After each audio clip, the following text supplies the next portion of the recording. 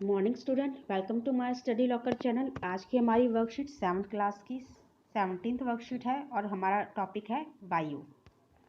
पृथ्वी के चारों ओर फैले वायु के आवरण को वायुमंडल कहते हैं। वायुमंडल वह है जो हमारे सूर्य की हानिकारक जो पराबैंगनी किरणें होती हैं उसको पृथ्वी के जीवन से दूर रखता है। यह वायुमंडल कई तत्वों का भंडार है। इसमें कई प्रकार की गैसें मिलती है, जैसे कार्बन डाइऑक्साइड, नाइट्रोजन, ऑक्सीजन तथा अन्य गैसें जो कि हमारे जीवन जीने के लिए बहुत ज़रूरी होती हैं। पृथ्वी पर सभी जीव जंतु रहने के लिए वायुमंडल पर निर्भर हैं। यह हमें सांस लेने के लिए वायु प्रदान करती है एवं सूर्य की हानिकारक किरणों जैसे पराबैंगनी किरणों से हमारी रक्षा करती हैं। यदि वायुमंडल न हो तो हम दिन के समय सूर्य की अत्यधिक किरणों से जल सकते हैं एवं रात के समय ठंड से जम सकते हैं। अतः वायुमंडल पृथ्वी पर रहने योग्य हमें तापमान बनाए रखती है हमारे लिए। ये आगे चलते हैं। जिस वायु का उपयोग हम सांस लेने के लिए करते हैं वास्तव में अनेक गैसों का मिश्रण है और कई गैसों का मिश्रण है और उसमें सबसे ज़्यादा मात्रा में कौन है? नाइट्रोजन 78%। फिर सेकंड पे आती है ऑक्सीजन 21%। फिर थर्ड पे आती है ऑर्गन जो है वो हमारी कितना है? 0.93%। फिर आती है अन्य सभी गैसें जो कि कई सारी गैसों का मिश्रण है थोड़ी थोड़ी मात्रा में, जो है 0.04%। फिर आती है कार्बन डाइऑक्साइड 0.03%, जो कि सबसे कम मात्रा में है। फिर आते हैं हम किस पे? वायुमंडल की प्रमुख गैसों पे। जो वायुमंडल की प्रमुख गैसें हैं जो सबसे ज़्यादा मात्रा में है बाकी गैसों से और इम्पॉर्टेंट भी हैं, उसमें है नाइट्रोजन। नाइट्रोजन जो है वो 78% है। यह वायु में सर्वाधिक पाई जाने वाली गैस नाइट्रोजन है जो पेड़ पौधों के बढ़ने में सहायक होती है। जो नाइट्रोजन है वो क्या करती है? पेड़ पौधों के बढ़ने में सहायक होती है। सेकंड ऑक्सीजन जो है वो 21% है, यानी प्रचुरता में मिलने वाली गैसों में से इसका दूसरा स्थान है। प्रचुरता में मिलने वाली दूसरी गैस जो सभी जीव जंतुओं व मनुष्यों के जीवित रहने के लिए आवश्यक है। जो ऑक्सीजन होती है यह हमारे लिए बहुत ज़रूरी है और ये एक और काम करती है, ये पदार्थों के साथ मिलकर जलने का कार्य करती है। इसके अभाव में हम ईंधन को नहीं जला सकते। यह वायुमंडल में 64 किलोमीटर तक ऊंचाई तक फैली हुई है। अब हम तीसरे पे आते हैं, यह है कार्बन डाइऑक्साइड। ये कार्बन डाइऑक्साइड जो है वो सबसे कम मात्रा में है, लेकिन यह सबसे इम्पॉर्टेंट गैस है। यह कितनी मात्रा में है? 0.03% है वायुमंडल में। मनुष्य व जीव जंतु दोनों ऑक्सीजन लेते हैं और कार्बन डाइऑक्साइड छोड़ते हैं।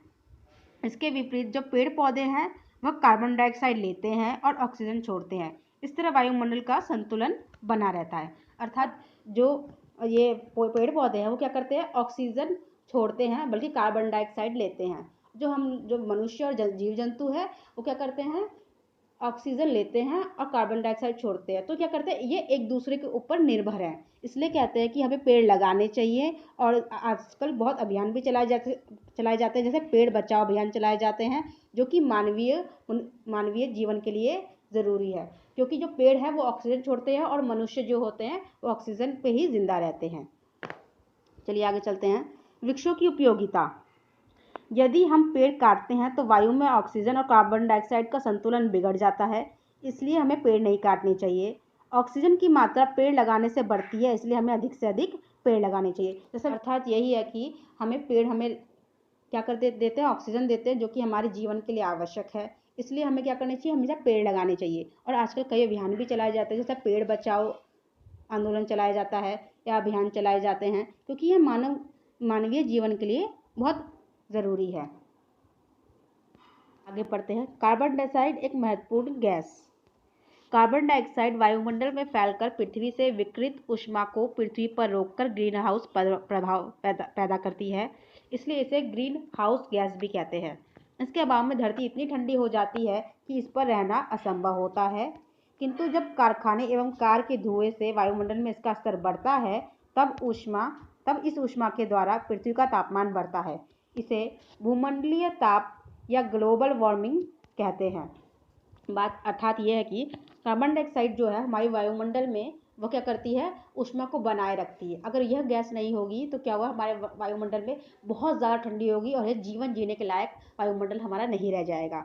तो अगर ये हमारे गैस में जीने के योग्य बनाती है। अगर इसमें बढ़ोतरी हो जाए, जैसे कि हमारे यहाँ की मानवीय जो चीज़ें हैं, कारखाने, कार, धुएँ, इससे क्या होता है, कार्बन डाइऑक्साइड बढ़ती है। ये चीज़ें कार और कारखाने होते हैं, ये क्या करते हैं, कार्बन डाइऑक्साइड छोड़ते हैं, जिससे कि हमारे वायुमंडल में कार्बन डाइऑक्साइड बढ़ जाएगी और उष्मा गर्मी बढ़ेगी। इससे क्या होगा, हमारे यहाँ की जो ग्लेशियर्स है या बर्फ है वो पिघलेगी, और पिघलने से क्या हो सकता है कि चारों तरफ जल स्तर में वृद्धि हो जाती है और हमारे तापमान में पृथ्वी के तापमान में बढ़ोतरी हो जाती है। इससे हमारा ग्लोबल वार्मिंग और भूमंडलीय तापमान बढ़ जाता है।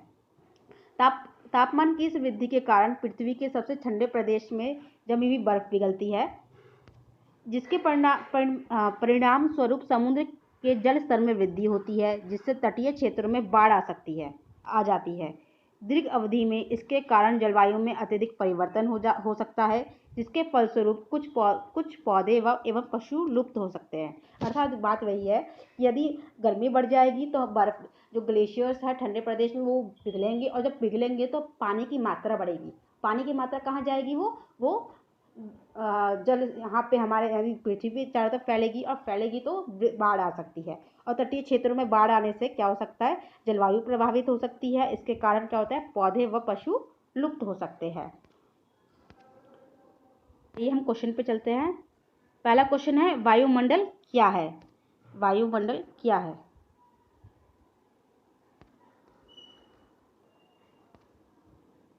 अभी हम क्वेश्चन पे चलते हैं। पहला क्वेश्चन क्या है, वायुमंडल क्या है? पहले क्वेश्चन का आंसर है पृथ्वी के चारों ओर फैले वायु के आवरण को हम वायुमंडल कहते हैं। यह वायुमंडल हमें सांस लेने के वायु प्रदान करता है, सूर्य की हानिकारक किरणों से बचाता भी है। यदि वायुमंडल ना हो तो हम दिन के समय सूर्य की अत्यधिक गर्मी से जल सकते हैं और रात के समय ठंड से हम जम सकते हैं। दूसरा क्वेश्चन है हमारा, पृथ्वी पर तापमान की वृद्धि के क्या कारण हैं? पृथ्वी पर तापमान की वृद्धि का कारण है कार्बन डाइऑक्साइड गैस का बढ़ जाना। कार्बन डाइऑक्साइड वायुमंडल में फैलकर पृथ्वी से विकिरित ऊष्मा को पृथ्वी पर रोककर ग्रीन हाउस का प्रभाव पैदा करती है, इसलिए इसे ग्रीन हाउस कहते हैं। इसके अभाव से धरती इतनी ठंडी हो जाती है कि इस पर रहना असंभव होता है। किंतु जब कार के धुएं से वायुमंडल में इसका स्तर बढ़ता है, तब इस ऊष्मा के द्वारा पृथ्वी का तापमान भी बढ़ता है। तापमान बढ़ने से क्या हो जाता है कि इससे हमारे विश्व में ग्लोबल वार्मिंग जैसी समस्या भी उत्पन्न हो सकती है। अगर ग्लोबल वार्मिंग होगी और हमारे वातावरण में जो है ये कार्बन डाइऑक्साइड वो बढ़ जाएगी, तो क्या होगा, हमारे जो ग्लेशियर है वो पिघल जाएंगे, और उससे जल जो हमारे समुद्र है उसके स्तर में वृद्धि होगी। और जब समुद्र जब बढ़ेगा तो क्या आएगा, वो हमारे शहर की साइड आएगा, जिससे कि बाढ़ की उस स्थिति उत्पन्न हो जाती है और जलवायु में अत्यधिक परिवर्तन भी हो जाता है। तीसरा क्वेश्चन है, रिक्त स्थान की पूर्ति। इसमें हमें रिक्त स्थान भरने हैं। जैसे पहला पॉइंट है, पेड़ पौधे डैश गैस छोड़ते हैं। कौन सी गैस छोड़ते हैं पेड़ पौधे? ऑक्सीजन, जो कि मानव जीवन के लिए बहुत ज़रूरी है। सेकंड है, डैश गैस ग्रीन हाउस प्रभाव पैदा करती है। कौन सी गैस ग्रीन हाउस प्रभाव पैदा करती है? यह है कार्बन डाइऑक्साइड ग्रीन गैस। इसको हम ग्रीन हाउस गैस भी कहते हैं, कार्बन डाइऑक्साइड को। तीसरा पॉइंट है, पृथ्वी के वायुमंडल के तापमान में वृद्धि को क्या कहते हैं? पृथ्वी में तापमान की वृद्धि को क्या कहते हैं हम? भूमंडलीय ताप या ग्लोबल वार्मिंग कहते हैं।